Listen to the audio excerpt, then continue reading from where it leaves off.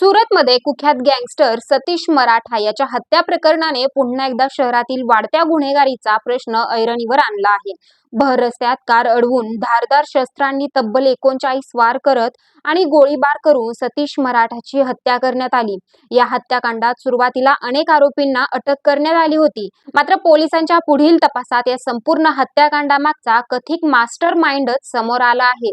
विशेष म्हणजे हा मास्टर माइंड हत्या झाली त्यावेळी सुरत मध्यवर्ती कारागृहात बंदिस्त होता। आजची बातमी केवळ एका गँगस्टरच्या हत्येपुरती मर्यादित नाही, कारण पोलिसांच्या तपासात समोर आलेल्या माहितीनुसार जेलच्या भिंती आडूनही गुन्हेगारीचं नेटवर्क कसं सक्रिय राहू शकतं याचा धक्कादायक प्रकार समोर आला आहे। 5 ऑगस्ट रोजी सतीश मराठा आपल्या कारमधून जात असताना सुमारे 10 जणांच्या टोळीने त्याची कार अडवली। हल्लेखोरांनी धारदार शस्त्रांनी त्याच्यावर हल्ला केला। या हल्ल्यादरम्यान बंदुकीतून 3 गोळ्याही झाडण्यात आल्याची माहिती पोलिसांनी दिली आहे। या हल्ल्यात सतीश मराठाचा मृत्यू झाला।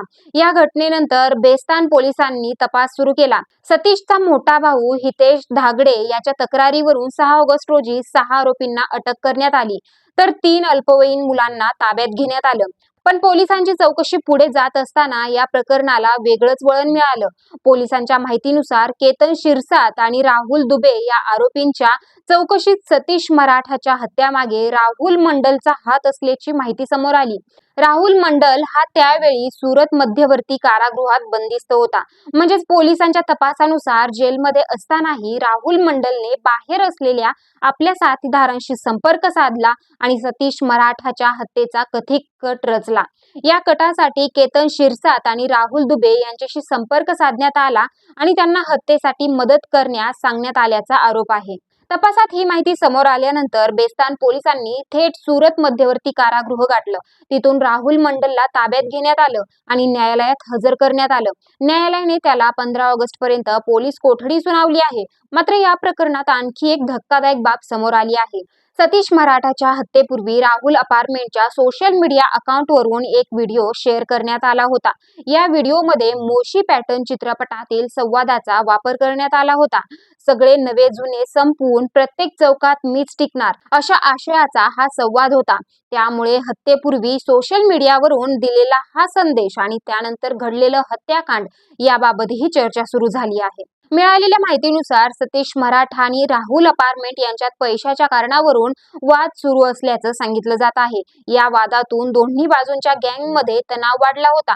मात्र सोशल मीडियावरील व्हिडिओ आणि हत्याकांड यांचा थेट संबंध आहे का याचा तपास पोलिसांकडून केला जात आहे। त्यामुळे कोणत्याही निष्कर्षापर्यंत पोहोचण्याआधी पोलिसांच्या अधिकृत तपासाचा निकाल महत्त्वाचा ठरणार आहे। या संपूर्ण प्रकरणामुळे सुरतमधील गुन्हेगारी विश्वातील टोळ्यांचं नेटवर्क, जेलमधून बाहेरील व्यक्तींशी होणारा संपर्क आणि गंभीर गुन्ह्यांचं नियोजन कसं केलं जातं यावर अनेक प्रश्न उपस्थित झाले आहेत। सध्या राहुल मंडल पोलीस कोठडीत आहेत। त्याच्यासह यापूर्वी अटक केलेल्या आरोपींची चौकशी सुरू आहे। या हत्याकांडामागे आणखी कोणाचा सहभाग आहे का? हत्येसाठी नेमकं कोणतं नेटवर्क वापरण्यात आलं आणि जेलमधून या संपूर्ण कटाचं नियोजन कसं करण्यात आलं या प्रश्नांची उत्तरं पोलिसांच्या पुढील तपासातूनच समोर येण्याची शक्यता आहे। एकीकडे सतीश मराठाच्या हत्येने सुरतमध्ये खळबळ उडाली आहे, तर दुसरीकडे जेलमध्ये बंद असलेला कथित मास्टर माइंड या प्रकरणात समोर आल्याने तपासाला नवं वळण मिळालं आहे। आता पोलिसांच्या तपासात या हत्याकांडाचे आणखी कोणते धागेदोरे समोर येतात हे पाहणं महत्त्वाचं ठरणार आहे। तुम्हाला या प्रकरणाबद्दल काय वाटतं? अशा प्रकारच्या गुन्हेगारी नेटवर्कवर नियंत्रण ठेवण्यासाठी पोलिसांनी आणखी कठोर पावलं उचलायला हवीत का?